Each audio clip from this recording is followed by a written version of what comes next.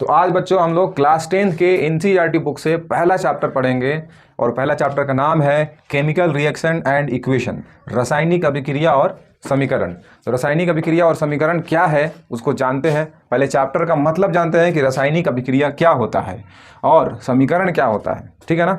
तो रासायनिक अभिक्रिया का मैं परिभाषा बोल रहा हूँ, अगर आपको लिखना होगा तो उसको लिख लेंगे। रासायनिक अभिक्रिया क्या होता है? तो रासायनिक अभिक्रिया जब दो या दो से अधिक अभिकारक आपस में जुड़ करके और एक नया पदार्थ बनाते हैं या उत्पाद बनाते हैं, उत्पाद देते हैं, तो इस प्रोसेस को, इस क्रिया को रासायनिक अभिक्रिया कहते हैं, ठीक है ना। इस घटना को रासायनिक अभिक्रिया कहते हैं। फिर से, जब दो या दो से अधिक पदार्थ या अभिकारक आपस में जुड़ करके एक नया उत्पाद बनाते हैं उसे बोलते हैं रासायनिक अभिक्रिया। रासायनिक अभिक्रिया में एक दो चीज़ में बात किया, एक बात किया किसकी? अभिकारक की, और एक बात किया मैं उत्पाद की। अभिकारक को बोलते हैं रिएक्टेंट और उत्पाद को बोलते हैं प्रोडक्ट। तो रासायनिक अभिक्रिया में दो चीज़ में बात किया, एक है अभिकारक। अभिकारक वो होता है जो अभिक्रिया में भाग लेता है। जो कुछ भी बोल रहा हूँ वो एक परिभाषा है, आप चाहें तो उसको नोट कर सकते हैं। तो जो अभिक्रिया में भाग लेता है वो अभिकारक है। जैसे कि मैग्नीशियम और ऑक्सीजन ये बनाते हैं क्या? Magnesium oxide. तो इस अभिक्रिया में कौन कौन भाग लिया? मैग्नीशियम ऑक्साइड बनाने के लिए कौन कौन भाग लिया? तो मैग्नीशियम भाग लिया और ऑक्सीजन भाग लिया। तो मैग्नीशियम एक अभिकारक हो गया और ऑक्सीजन जो है वो भी एक अभिकारक हो गया, और ये दोनों मिल करके क्या बनाए? Magnesium oxide. तो ये एक उत्पाद हो गया, ठीक है। इसी तरह से अभिक्रिया में देख सकते हैं कि जिंक और सल्फर डाइऑक्साइड H2SO4 दोनों मिल करके क्या बनाते हैं? जिंक सल्फेट और हाइड्रोजन गैस भी निकालेंगे। तो ये एक नया पदार्थ बन गया जिसको हम लोग बोलेंगे उत्पाद। और इस उत्पाद को बनाने में कौन कौन भाग लिया? जिंक भाग लिया और H2SO4 भाग लिया। तो इन जिंक को एक अभिकारक कहेंगे और H2SO4 को भी एक अभिकारक कहेंगे, ठीक है। इस तरह से हम लोग रासायनिक अभिक्रिया क्या होता है वो देखें। अब हम लोग चैप्टर का दूसरा पहलू है समीकरण। तो समीकरण क्या होता है वो भी जान लेते हैं। कभी भी जब रासायनिक अभिक्रिया को सांकेतिक भाषा में या फिर शाब्दिक भाषा में लिखा जाता है तो उसको समीकरण कहते हैं। और समीकरण लिखने का तरीका क्या है? तो समीकरण लिखने का तरीका ये होता है कि जो अभिकारक होते हैं, चाहे एक हो, दो हो या दो से अधिक हो, तो उनके बीच प्लस का चिन्ह लगा करके लिखा जाता है। यानी योग का, जोड़ का, प्लस का चिन्ह लगा करके लिखा जाता है। और ये दोनों मिल करके जो बनाते हैं, तो जो बनते हैं उनके बीच एरो का चिन्ह लगाया जाता है। जैसे कि यहाँ भी देख सकते हैं कि कार्बन मोनोऑक्साइड और हाइड्रोजन दोनों जो अभिकारक हैं उनके बीच प्लस का चिन्ह लगेगा, और भी अगर अभिकारक रहेंगे तो प्लस का चिन्ह देंगे। बीच में उत्पाद से पहले यानी बीच में एरो का चिन्ह देंगे, तीर का चिन्ह देंगे, और जो उत्पाद बनेगा उसको लिखेंगे। हो सकता है कि एक से ज़्यादा हो, जैसे यहाँ पास एक से ज़्यादा उत्पाद दे रहा है तो एक से ज़्यादा होगा तो उसको भी तोड़ तोड़ के लिखेंगे, जैसे प्लस प्लस करके। तो बहुत आसान है रासायनिक समीकरण को लिखना। जो भी अभिकारक रहेंगे उनके बीच, जैसे एक या दो से अधिक है, कुछ भी है, तो उनके बीच प्लस का चिन्ह, फिर जो पदार्थ बनेगा उसके पहले एरो का चिन्ह लगा देंगे। अब हम लोग इसमें सीखते हैं चैप्टर में बैलेंस कैसे किया जाता है। मतलब कि रासायनिक अभिक्रिया जो होता है तो उसमें क्या होना चाहिए? दोनों तरफ अभिकारक और उत्पाद में तत्वों की संख्या दोनों तरफ बराबर होना चाहिए। क्यों होना चाहिए? कारण भी जान लें। कभी भी हम लोग कोई भी नया चीज़ बनाते हैं तो नया वेट नहीं आना चाहिए, नया मात्रा नहीं आना चाहिए। मेरे कहने का मतलब ये है कि मान लो कि 1 kg शक्कर लिए और 1 लीटर या 1 kg पानी लिए, दोनों को मिला दिए, तो दोनों को मिलाने के बाद 3 kg का पदार्थ नहीं मिलेगा ना। 1 kg शक्कर और 1 kg पानी लिए, लीटर में नहीं ले रहा हूँ, पानी को तौल के ले रहा हूँ, 1 kg। तो दोनों को मिलाओगे तो उनका तौलोगे, वजन करोगे तो वो कितना मिलेगा? 2 kg मिलेगा। 1 kg वाटर और 1 kg शक्कर मिला दिए तो दोनों कितना मिलेगा? 2 kg मिलेगा। 3 kg तो नहीं हो जाएगा, नहीं कम हो जाएगा, नहीं ज़्यादा हो जाएगा। तो इसको बोलते हैं द्रव्यमान संरक्षण। क्या बोलते हैं इसको? द्रव्यमान संरक्षण। द्रव्यमान संरक्षण ये बोलता है कि जब कोई दो अभिकारक लो या पदार्थ लो और उसको मिलाओ तो नया जो चीज़ बने वो उतना ही वजन का हो, उतना ही मात्रा हो, चेंज नहीं हो। क्या हो? चेंज ना हो। तो देखो यहाँ पास कार्बन, या एक एग्जांपल ले लेते हैं बढ़िया सा, बैलेंस हीट एंड ट्रायल में ही है। हाँ, यहाँ पास कार्बन मोनोऑक्साइड और हाइड्रोजन। देखो कार्बन यहाँ कितना है, यहाँ कार्बन कितना, एक बार है, और यहाँ कार्बन कितना है, एक बार है। तो इधर और इधर बराबर है तो ठीक है, बैलेंस है, मतलब जितने एक कार्बन लगाए हैं तो एक कार्बन मिला है अपन लोग को। ऑक्सीजन कितना है, यहाँ एक बार है, इधर में कितना है, एक बार, ये भी ठीक है। अब हाइड्रोजन दो लगाए हैं इधर, मतलब दो यूज किया, और इधर कितना दिखा रहा है, तीन और एक चार। तो ये ठीक नहीं है, ये ठीक नहीं है भाई। चार तो दोनों तरफ बराबर होना चाहिए, दोनों तरफ, यानी अभिकारक की मात्रा और उत्पाद में तत्वों की मात्रा दोनों बराबर होना चाहिए। तो इसीलिए हम लोग रासायनिक समीकरण में उसको बैलेंस करते हैं, नहीं तो वो गलत हो जाएगा। बिना बैलेंस किए हुए समीकरण को लिखोगे ना तो वो अच्छा नहीं रहेगा, बैलेंस करना पड़ता है। तो चार हाइड्रोजन करने के लिए हम लोग मात्र, मैं रेड मार्कर से लिख देता हूँ, चार हाइड्रोजन करने के लिए मात्र यहाँ पास क्या लगा देंगे, दो लगा देंगे। तो देखो चार हाइड्रोजन हो जाएगा यहाँ पास, और इधर में भी चार हाइड्रोजन हुआ है, ये बैलेंस हो गया। ठीक है ना। तो बैलेंस का कॉन्सेप्ट समझ में आ रहा है, कैसे करना है, समझ में आ रहा है ना। दोनों तरफ क्या होना चाहिए, तत्वों की संख्या बराबर होनी चाहिए। अब देखो बहुत बढ़िया एग्जाम्पल है, और वो है प्रकाश संश्लेषण का। किसका, प्रकाश संश्लेषण का। पौधे अपने मतलब पौधे वातावरण से कार्बन डाइऑक्साइड लेते हैं और जड़ से जल लेते हैं, है ना। रूट से क्या लेते हैं, पानी लेते हैं, और भी बहुत सारे खनिज भी रहता है, लेकिन हम लोग रासायनिक अभिक्रिया में केवल कार्बन डाइऑक्साइड वातावरण से, है ना, पत्ते के स्टोमेटा से वो खींचते हैं कार्बन डाइऑक्साइड को, और वाटर लेते हैं जड़ से। और दोनों जब ये अभिकारक जब मिलता है तो पेड़ पौधे क्या बनाते हैं, ग्लूकोज बनाते हैं। क्या बनाते हैं, ग्लूकोज बनाते हैं, और वाटर बनाते हैं, वाटर देते हैं। जैसे पेड़ पौधों से क्या होता है, पत्तियों से पानी निकलता है भाप के रूप में, और ऑक्सीजन देते हैं, पानी के साथ साथ ऑक्सीजन भी निकालते हैं पेड़ पौधे, और उनके अंदर एक एनर्जी भी क्रिएट होती है। इस तरह से पेड़ पौधों का रासायनिक क्या होता है, प्रकाश संश्लेषण होता है। तो क्या ये बैलेंस है, हम लोगों को बैलेंस सीखना है। तो क्या ये बैलेंस है, तो देखो बच्चों बैलेंस करना सिखा देता हूँ। इस रासायनिक प्रकाश संश्लेषण की अभिक्रिया में सब जगह बैलेंस करने के लिए याद रखना बच्चे, यहाँ 6 लगाएंगे, यहाँ 12 लगाएंगे 12, और यहाँ 6 लगाएंगे, और यहाँ 6 लगाएंगे, और इस तरह से सारे तत्व जो हैं वो एलिमेंट बराबर हो जाते हैं। देखो मैं दिखा देता हूँ, इधर में देखो कार्बन कितना बार है, 6 बार है, और यहाँ पास कार्बन कितना बार हो गया, 6 बार हो गया। यहाँ देख लो कार्बन कितना बार हो गया, 6 बार हो गया। फिर देखो ऑक्सीजन लेफ्ट में कितना बार हो जा रहा है, 6 दूनी 12, और 12 और 12, ये 12 है, 12 है ना, ध्यान रहिए कितना है, ये 12 है। तो 12 और 12 कितना, 24। और इधर में ऑक्सीजन देख लो कितना, इधर में 6 और इधर में 6, 12, और यहाँ 12 24। तो इधर में ऑक्सीजन भी बैलेंस हो गया। अब हाइड्रोजन कितना बार है, 24 बार। इधर इधर देख लो हाइड्रोजन कितना बार है, यहाँ 12 बार है, और यहाँ भी 12 बार है हाइड्रोजन। तो 12 दूनी 24। तो इस तरह से इस समीकरण में ज़्यादा दिमाग नहीं लगाना है। जब भी प्रकाश संश्लेषण का अभिक्रिया मिले 6 12, और इसको ग्लूकोज में कुछ नहीं करना है, वाटर में और ऑक्सीजन में 6 6 लगा देना है, तो बैलेंस हो जाता है। ठीक है। अब हम लोग सीखते हैं रासायनिक अभिक्रिया के प्रकार। क्या, रासायनिक अभिक्रिया के प्रकार। यहाँ मैं प्रकार नहीं लिखा हूँ, तो आप लोग लिख लेंगे प्रकार। टाइप ऑफ केमिकल रिएक्शन, 4 प्रकार के रासायनिक अभिक्रिया हम लोग यहाँ पास देखेंगे। पहला देखेंगे संयोजन अभिक्रिया, फिर देखेंगे वियोजन अभिक्रिया, फिर देखेंगे विस्थापन अभिक्रिया।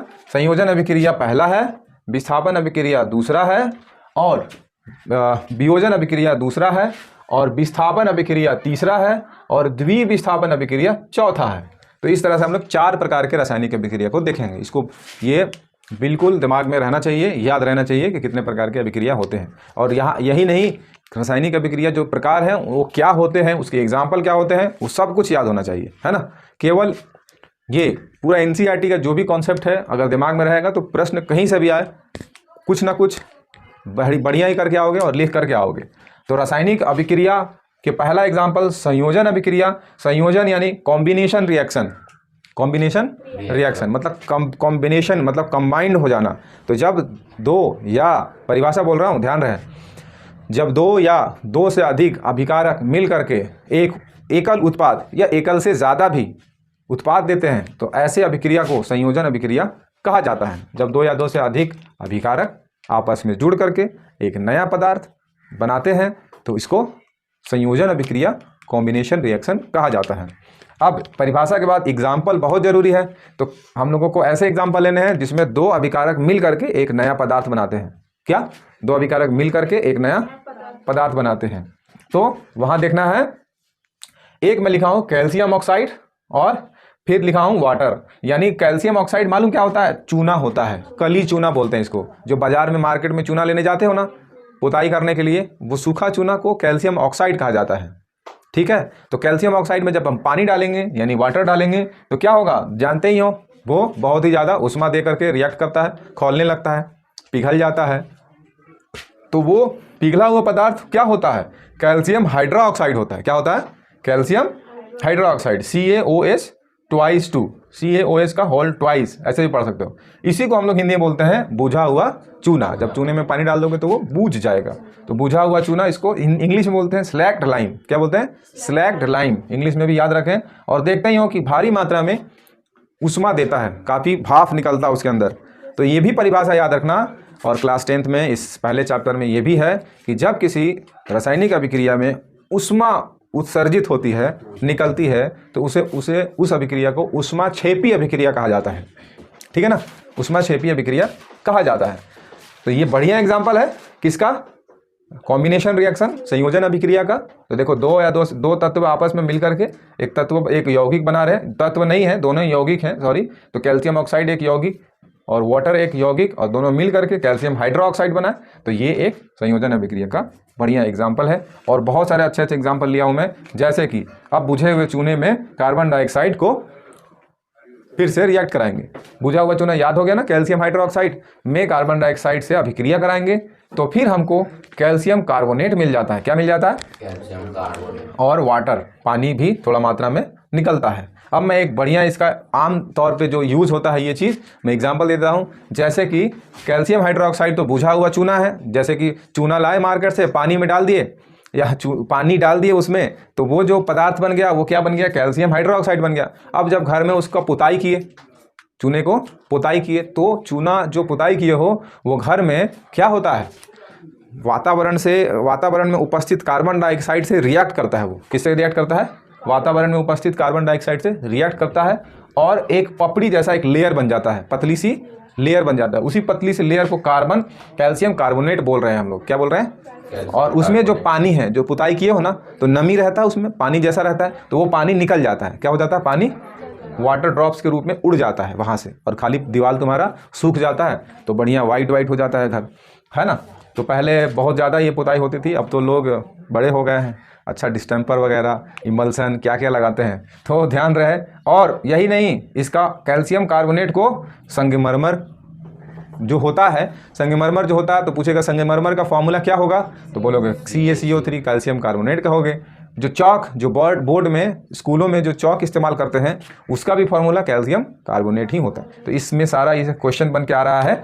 एक क्वेश्चन और बनता है एग्जाम में, ऑब्जेक्टिव क्वेश्चन में, कि जब चूने के पानी में, किसमें? कैल्शियम हाइड्रोक्साइड के पानी में कार्बन डाइऑक्साइड को डाला जाता है, यानी रिएक्ट करवाया जाता है, तो वो चूने का पानी कैसा हो जाता है?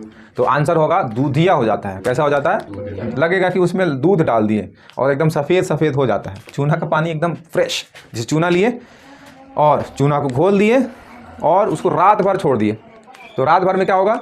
चूना जो है वो एकदम दब जाएगा नीचे और पानी ऊपर रह जाएगा। उस पानी को बाहर निकाल लो और जब उसमें कार्बन डाइऑक्साइड से रिएक्ट कराओगे, कार्बन डाइऑक्साइड जैसे कि जो कोयला का धुआं होता है उसमें हो सकता है, और बहुत जितने सारे धुएं हैं उसमें कार्बन डाइऑक्साइड वाले धुएं को उसमें रिएक्ट करवाएंगे, तो हमारा जो चूना का पानी है वो कैसा हो जाएगा? दूधिया हो जाएगा। प्रश्न बहुत अच्छा बनता है इससे, तो याद रखना है इसको। और देखो, कार्बन को ऑक्सीजन के साथ रिएक्ट कराओगे तो क्या बनेगा? Carbon dioxide. ये भी एक बढ़िया एग्जांपल है किसका? संयोजन अभिक्रिया का। वहीं देख लो, मेथेन को जब ऑक्सीजन के साथ में रिएक्ट कराओगे, यानी मेथेन जब जलता है बच्चे, तो क्या देता है? कार्बन डाइऑक्साइड और वाटर देता है। ये भी एक बढ़िया एग्जाम्पल है किसका? संयोजन अभिक्रिया का। वहीं देख लो, हमारे शरीर में ग्लूकोज रहता है और जब वो ऑक्सीजन के साथ रिएक्ट करता है, यानी ग्लूकोज पचता है, यानी दहन होता है ग्लूकोज का, तो हमारे शरीर में बनता है कार्बन डाइऑक्साइड, वाटर, और भारी मात्रा में ऊर्जा भी मिलता है हम लोगों को। ठीक है ना। तो ये सारे बैलेंस नहीं है, चाहो तो बैलेंस भी सीख सकते हैं इसमें। तो देखो, यहाँ तो हमारा बैलेंस वाला दिख रहा है, यहाँ नहीं दिख रहा है। देखो कैसे, कार्बन जो है वो कितना बार है? एक बार है बच्चे। तो ठीक है, एक बार कार्बन है तो बैलेंस है। हाइड्रोजन कितना बार है यहाँ पास? 2 बार है, और यहाँ कितना है? 4 बार है। तो यहाँ 2 लगा दोगे ना यहाँ पास, तो हाइड्रोजन कितना होगा? 4 बार हो जाएगा। लेकिन हाइड्रोजन 4 बार होने के साथ साथ क्या हो जाएगा? यहाँ ऑक्सीजन 2 बार हो जा रहा है, और यहाँ भी ऑक्सीजन 2 बार। तो ऑक्सीजन 2 और ऑक्सीजन 2 4 हो गया। तो इधर में 4 है ऑक्सीजन, लेकिन इधर में 2 है, तो इधर में 4 करने के लिए यहाँ भी 2 लगा देंगे। तो इस तरह से कार्बन जो है वो 1 बार, हाइड्रोजन 4 बार इधर में, तो देखो हाइड्रोजन इधर भी 4 बार हो गया, और ऑक्सीजन 2 और ये 2 मिला के 4, और यहाँ भी 2 दूनी 4। तो इस तरह से बैलेंस हो जाता है। ठीक है, वहीं देख लो, ये सारे संयोजन अभिक्रिया के एग्जाम्पल थे, साथ ही साथ कुछ इंपॉर्टेंट पॉइंट भी बताए हम, और कैसे बैलेंस होगा ये भी बताया। अब दूसरा अभिक्रिया जो होता है वियोजन अभिक्रिया होता है। क्या होता है? वियोजन अभिक्रिया। वियोजन अभिक्रिया को इंग्लिश में बोलते हैं डीकॉम्पोजिशन रिएक्शन। क्या बोलते हैं? Decomposition reaction. इसमें क्या होता है? एक एकल अभिकारक जो होता है, एक अभिकारक किसी भी तरीके से, जैसे उष्मा से या प्रकाश की उष्मा से या हीट करके, वो क्या होते हैं? टूट जाते हैं अन्य पदार्थों में, जैसे 2 या 2 से अधिक पदार्थों में टूट जाते हैं। तो फ्रेश परिभाषा बोल देता हूं कि जब एक पदार्थ या अभिकारक टूट करके 2 या 2 से अधिक उत्पाद देता है, तो इस प्रकार के अभिक्रिया को वियोजन अभिक्रिया यानी डीकॉम्पोजिशन रिएक्शन कहते हैं। ठीक है ना? तो इस तरह से एग्जांपल देख लो। फेरम सल्फेट FeSO4 को उष्मा दिए, हीट करें, उसको गर्म किए, तो देखो फेरिक ऑक्साइड सल्फर डाइऑक्साइड और सल्फर ट्राइऑक्साइड में बदल जाता है। अच्छा, इसी के साथ साथ बैलेंस भी करना सिखा देते हैं। जैसे कि यहाँ पास फेरम 2 बार है, और यहाँ पास फेरम कितना बार है? 1 बार है ना? तो यहाँ पास 2 बार करने के लिए, इधर भी 2 करने के लिए हम यहाँ पास 2 लगा देते हैं। तो जैसे ही 2 लगाएं तो फेरम 2 बार हो गया। सल्फर कितना बार हो गया? 2 बार हो गया। तो इधर भी सल्फर देखो कितना बार है? यहाँ 1 और यहाँ 1, 2 बार हुआ ना, बैलेंस है। अब देखो ऑक्सीजन कितना बार है? 4 बार, और 2 जो 4 दूनी 8, यानी टोटल ऑक्सीजन लेफ्ट में कितना? 8 हो गया। अब इधर में गिनेंगे कि 8 है कि नहीं है। तो देखो यहाँ पास 3 ऑक्सीजन, यहाँ पास 2, तो 3 2 5, और यहाँ 3 ऑक्सीजन, 5 3 8, ये बैलेंस हो गया। बस 2 लगाने से ही बैलेंस हो गया। तो इस तरह से कैल्शियम कार्बोनेट जो होता है वो भी वियोजन अभिक्रिया का एग्जाम्पल है। कैल्शियम कार्बोनेट हम लोग अभी अभी देखे हैं, है ना, इससे बना था। तो कैल्शियम कार्बोनेट को जब उष्मा देते हैं बच्चे, तो कैल्शियम ऑक्साइड बनाता है और कैल्शियम कार्बन डाइऑक्साइड देता है। देखो कैल्शियम कार्बोनेट को जब गर्म किए तो देखो टूट गया ना 2 भाग में। पसंद आया कैल्शियम ऑक्साइड कुछ और भी थोड़ा सा कार्बन भी डाइऑक्साइड आपको दिया, बेनिफिट तो मिला ये भी एक वियोजित हो गया, टूट गया। अभी बैलेंस करने का देख लो, तो कैल्शियम 1 बार है, इधर भी 1 बार है, कार्बन 1 बार है, इधर भी 1 बार है, ऑक्सीजन कितना है? 3 बार है, और यहाँ 2 और 1 3। देखो पहले से ये बैलेंस है, तो जो पहले से बैलेंस है उसमें कुछ छेड़छाड़ ना करना, नहीं तो फिर नंबर 0 मिलेगा, ध्यान रहे। अब एक और एग्जांपल ले लेते हैं, जैसे कि PbNO3 ट्वाइस, मतलब लेड डाई नाइट्रेट जो है, उसको जब हम लोग हीट करते हैं, देखो डेल्टा का साइन है, ये ट्रायंगल बना देंगे, और एक ट्रायंगल की तरफ थोड़ा सा ये हल्का सा बोल्ड होता है, हल्का सा मोटा होता है। तो अगर इसको हीट करते हैं तो क्या बनता है? लेड ऑक्साइड, नाइट्रोजन डाइऑक्साइड और ऑक्सीजन। तो ये भी एक वियोजन अभिक्रिया का एग्जाम्पल है। ध्यान रहे, क्या ये बैलेंस है? Pb 1 बार है, Pb 1 बार है। नाइट्रोजन कितना बार है? 2 बार है, इधर में नाइट्रोजन 1 बार है। ये लो, मामला गड़बड़ हो गया। अब ये ऑक्सीजन कितना है कि 6 बार है बच्चे, 3 तो पहले से है और 2 इसमें हो गया, तो 6। और ऑक्सीजन यहाँ कितना बार है? 2 और 2 4 और 1 5, मामला गड़बड़ है। तो इस तरह से इसको बैलेंस करना है अपन लोग को। तो देखो यहाँ पास 2 लगा देंगे, यहाँ पास 2, तो 2 ऑक्सीजन और 2 4 और 2 8, यहाँ पर 4 लगा देंगे, तो 4 दूनी 8, 8 2 10 और 10 2 12 ऑक्सीजन। चलो ये बैलेंस हो गया। देखो अब इसे ऐसे ही हीट एंड ट्रायल मेथड से नंबरिंग इधर उधर सोचना है और बैलेंस होता है। मैं बता दे रहा हूँ कैसे बैलेंस हुआ। देखो Pb 2 बार है, इधर भी 2 बार। ऑक्सीजन कितना बार? देखो तो 2 बार यहाँ, और ऑक्सीजन कितना? 4 बार यहाँ, सॉरी 8 हो गया, 4 दूनी 8, तो 8 और 2 10 और 10 2 12। तो इधर में ऑक्सीजन कितना है? देखो यहाँ 6 और 6 दूनी आगे वाला 12, तो 12 इधर भी, सब बैलेंस हो गया। एक और जितने एनसीईआरटी के एग्जाम्पल है, मैं किसी को भी नहीं छोड़ा हूँ, कहीं से भी क्वेश्चन पूछे बनना ही है। जितने एनसीईआरटी में जो भी अभिक्रिया के एग्जाम्पल है सब छाप दिया हूँ, ठीक है ना। तो इसको ध्यान में रखना है। AgCl बच्चे सिल्वर क्लोराइड में जब उसको हीट करते हैं तो Ag और Cl टूट जाता है, एक वियोजित हो गया। और सिल्वर ब्रोमाइड जो है होता है, वो उसको सूर्य के प्रकाश में रखते हैं तो सिल्वर और ब्रोमीन अलग अलग टूट जाता है। इस यहाँ से एक क्वेश्चन बनता है कि फोटोग्राफी में ब्लैक एंड व्हाइट जो फोटो होता है उसमें कौन सा केमिकल का इस्तेमाल होता है, तो सिल्वर ब्रोमाइड याद रखना है, ठीक है ना। अब आते हैं हम लोग विस्थापन अभिक्रिया में, जिसको हम लोग बोलते हैं डिस्प्लेसमेंट रिएक्शन। विस्थापित कैसे होगा, ध्यान देना तो यहाँ पास है ना। तो जब किसी अभिक्रिया में अभिकारक जा करके किसी दूसरे यौगिक में शामिल हो जाए और उसमें उपस्थित तत्वों को हटा दे, तो इस प्रकार की अभिक्रिया को विस्थापन अभिक्रिया कहते हैं। मैं एक सिंपल परिभाषा बोल दिया है ना। जब कोई जो तत्व है किसी यौगिक में जा करके उसमें उपस्थित तत्वों को विस्थापित कर दे, हटा दे और उसके जगह पे अपना स्थान ग्रहण कर ले, तो इस अभिक्रिया को विस्थापन अभिक्रिया डिस्प्लेसमेंट रिएक्शन बोलते हैं। एग्जाम्पल देखोगे, देखो किसके साथ, आयरन फेरम, इसको एफी को फेरम बोलते हैं, मतलब लोहा है, ये क्या है, लोहा है, और कॉपर सल्फेट के साथ इसको रिएक्ट कराते हैं, ठीक है ना। तो जब ये आपस में रिएक्ट होते हैं तो क्या होता है, ये आयरन जो होता है कॉपर को हटा देता है, Cu को हटा देता है, हटा करके इसको भगा देता है और Fe इसका जगह ले लेता है। देखो यहाँ पास तो ये Fe इसके पास गया ना, और Cu को हटा दिया तो विस्थापित कर दिया, Cu को ढकेल दिया, विस्थापित कर दिया। तो इस प्रकार जब अभिक्रिया देखना तो एग्जाम में पूछता है, एग्जाम्पल दे देगा, बोलेगा किस टाइप का प्रोसेस है, किस टाइप की अभिक्रिया है। तो जब देखना कि एक हटा के उसको हटा दिया तो समझ जाना कि वो विस्थापन अभिक्रिया है। समझ गए ना। इस तरह से और एग्जांपल दे देता हूँ, जैसे जिंक है और कॉपर सल्फेट के साथ अभिक्रिया कर रहा है, तो देखो जिंक हटा दिया कॉपर को और उसका जगह ले लिया, विस्थापन अभिक्रिया है ना। देखो Pb जो है Cu कॉपर क्लोराइड के साथ अभिक्रिया कर रहा है, तो ये कॉपर को हटा दे रहा है Pb, विस्थापन अभिक्रिया है। समझ में आ रहा है। अच्छा, इसका रीज़न बता देता हूँ कि ऐसा क्यों होता है। तो एक बढ़िया सा एग्जाम, मतलब ये सीरीज है, टेबल है, इसको याद रखना है। देखो यहाँ लिखा हूँ potassium, sodium, calcium, magnesium, aluminium, zinc, ferrum, lead, hydrogen, copper, और ये पारा है, और ये Ag चांदी है, और ये सोना है। ये पता है क्या लिखा हूँ, ये रिएक्टिव एलिमेंट लिखा हूँ। क्या लिखा हूँ, रिएक्टिव एलिमेंट, अभिक्रियाशील तत्व लिखा हूँ। अब इसका मतलब क्या है, देखो जो सबसे ऊपर है ना वो सबसे ज़्यादा रिएक्टिव है, सबसे ज़्यादा अभिक्रियाशील है। याद करो पोटेशियम के बारे में कि पोटेशियम इतना अभिक्रियाशील होता है कि उसको बस केवल मिट्टी तेल से बाहर निकाल दो और वो ऑक्सीजन के साथ रिएक्ट करके धुआं धक्कड़ करने लगेगा, मतलब जलने लगेगा। केवल पोटेशियम को साधु बाबा लोग पहले क्या करते थे, पोटेशियम को कागज़ में पहले से या फिर ऐसे हाथ में लेकर डाल देते थे, और पोटेशियम अपने आप क्या करता था, धुआं और रिएक्ट करने लगता था, कागज़ में आग लग जाती थी, एकदम जादू, जय हो जाए।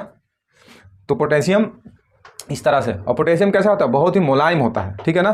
तो चलिए उसको देखना होगा तो देख लेंगे। सोडियम भी क्या होता है, रिएक्टिव एलिमेंट है, तो लेकिन ये दूसरे नंबर पे है, वो भी अच्छा एकदम रिएक्टिव एलिमेंट है, अच्छा अभिक्रियाशील तत्व है, लेकिन दूसरे नंबर पे है। तीसरे नंबर पे कैल्शियम है। अरे कैल्शियम देखे हो चूने को, कितना जल्दी पानी में डालो तो कितना जल्दी एकदम उसमें आग, मतलब उष्मा देता है और कितना जल्दी रिएक्ट खोलने लगता है वो। वहीं मैग्नीशियम भी देखे हो, मैग्नीशियम को आग जैसे लगाया तुरंत जलना शुरू कर दिया था, मैग्नीशियम रिबन को जलाए थे तो। और एल्यूमिनियम होता है, अब धीरे धीरे घटता जाएगा, एल्यूमिनियम, जिंक, फेरम, Pb, इस तरह से धीरे धीरे घटता जाएगा और अंत में तुमको मिलेगा सोना, जो एकदम कम रिएक्टिव एलिमेंट है। सोने को पानी डालो कोई फर्क नहीं पड़ना है ना, पसीने से कोई नहीं फर्क पड़ना है, आग से कोई फर्क नहीं पड़ना है, थोड़ा बहुत हीट उट पड़ता है तो अपना चमकता रहेगा वो, इसलिए सोना महंगा मिलता है ना, कम भी है और रिएक्टिव भी कम है, मात्रा भी कम है, रिएक्टिव भी कम है। इस तरह से ये, अब ध्यान रहे, ये क्यों बताया मैं कि जब भी ये रहेगा, देखो यहाँ पास देखो तो फेरम है और कॉपर है, तो देखो फेरम कहाँ आ रहा है, कॉपर कहाँ आ रहा है, कौन ज़्यादा रिएक्टिव है, जो ऊपर है वो ज़्यादा रिएक्टिव है और ये कॉपर कम रिएक्टिव है उससे। तो ये बोलेगा भैया हम ज़्यादा अभिक्रियाशील तत्व है, आप कम है, तो हटिए यहाँ से, हटिए यहाँ से और निकलिए। तो ये यहाँ आ जाएगा और बेचारा वो खुश भाग जाएगा। समझ गए ना, कहानी यही है इसके पीछे। अब देखो यहाँ कॉपर है और जिंक है, तो देखो तो जिंक ज़्यादा रिएक्टिव कि कॉपर ज़्यादा रिएक्टिव, तो भाई बोलेगा हम ज़्यादा रिएक्टिव है, तुम यहाँ क्या कर रहे हो, हटो। तो इसके हटा करके या जगह ले लेंगे ये, बस यही कहानी है इसके अंदर। ये याद रहेगा ना तो अपने आप सजा भी लोगे, ठीक है ना। हाँ, वो अगर पोटेशियम दे दिया तो और खतरनाक है ना, बोलेगा हम राजा हैं रिएक्टिव एलिमेंट में, तो हम लोग कहाँ आ गए।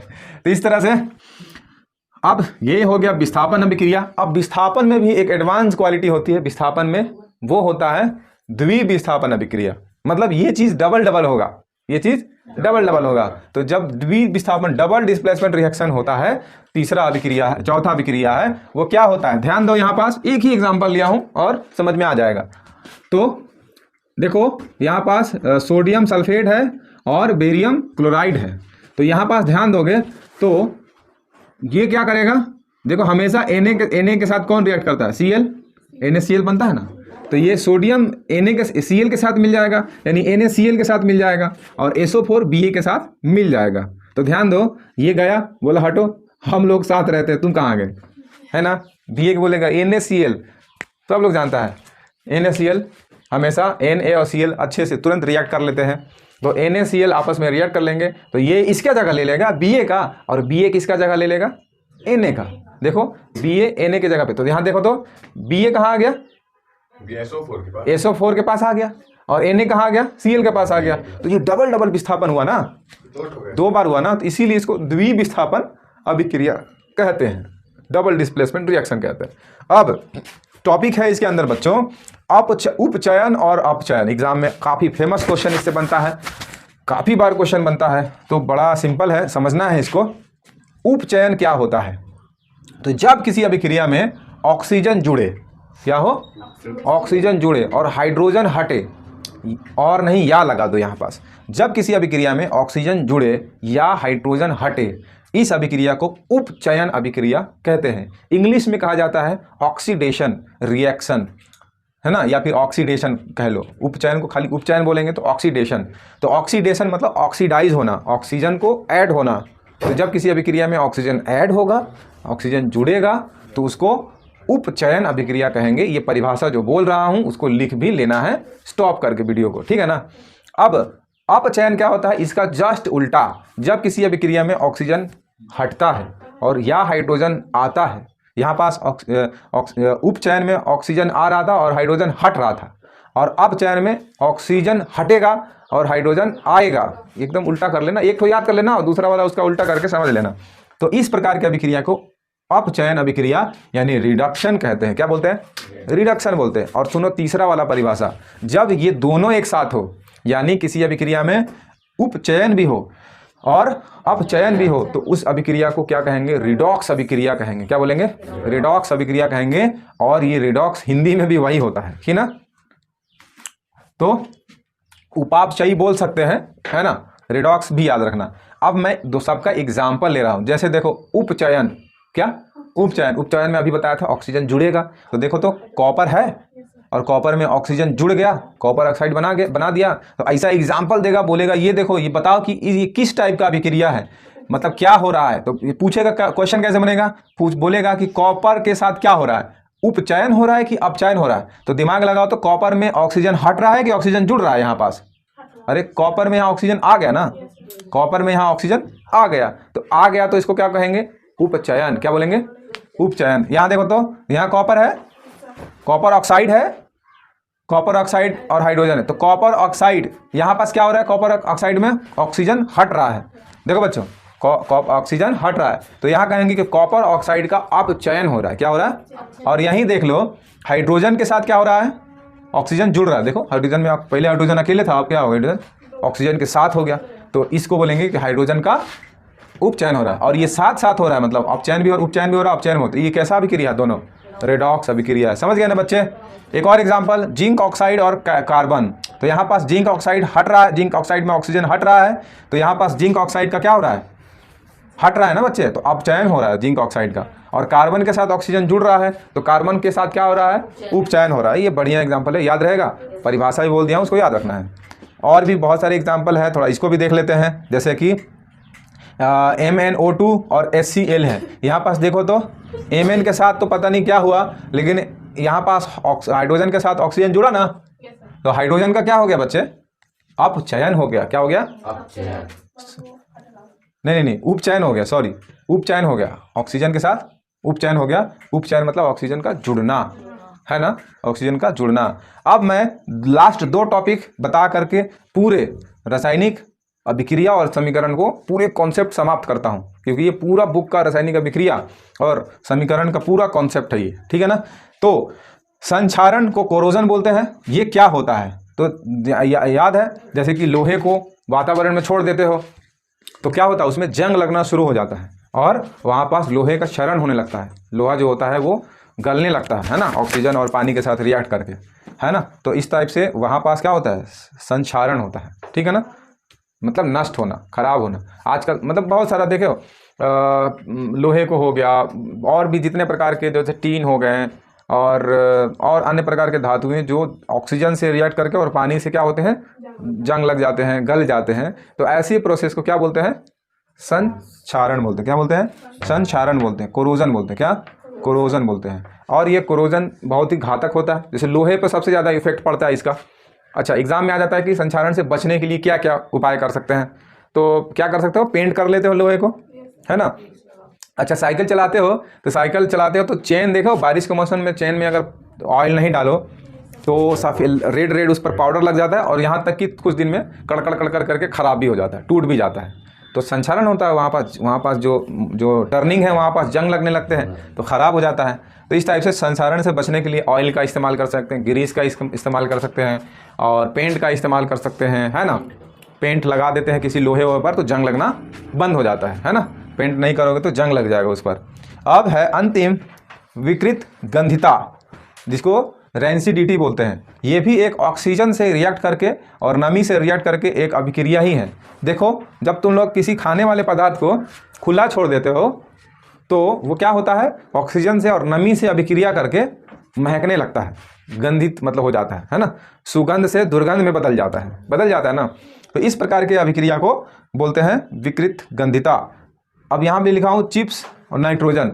तो याद करो, चिप्स जो लेते हो, जो पैकेट लेते हो, उसमें गैस पूरा फूला रहता है, तो फिजूल में हवा नहीं भरा रहता है, उसके अंदर नाइट्रोजन गैस भरा रहता है। ऑक्सीजन गैस निकाल के नाइट्रोजन गैस भर दिया जाता है।